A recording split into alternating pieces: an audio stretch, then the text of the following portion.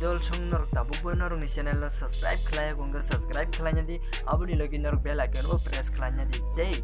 like share khlanya ni tabuk di dei norok video bahan yang jakhate buskango boma he video nang norok okok no kasarna ni bagi norok comment box thang comment khlai sadi hamba idol song jorari mani bagi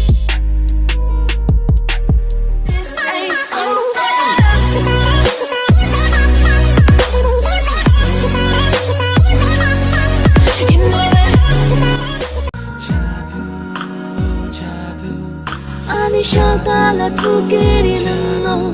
Ani horse lani hopreng bono Oh jadu Nukum keno no no nugo Tong mang tamang mui tu mano Hopong shapong nungani kawo Shiring shiring tongai malia Kapangani nogo bathakya Ring horo anoni ni maya Tabugle ang shaway man ka Nang kani lang ma Wakom toya ang lenang ya Rang tagri takabaya Nono se nanggo lang ha Shalom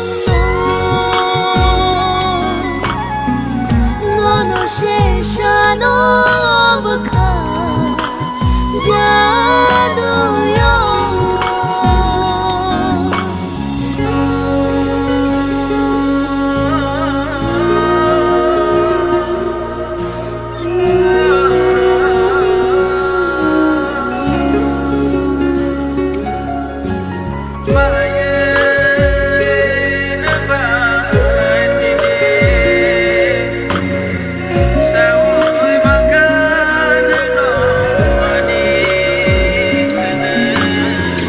Ani tok tok ma bonung no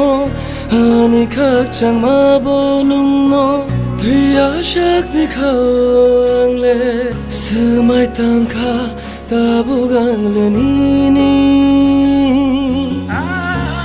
No kiri nai no no Atu kiri kha gui fa no Mo tok thung ri wai to na Kapango Ishirishana mui no no Chume kuri no kamusangya Nung kuri kiang le tong thogya No no she nangu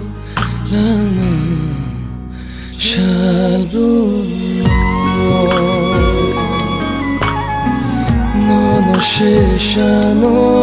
buka Jadu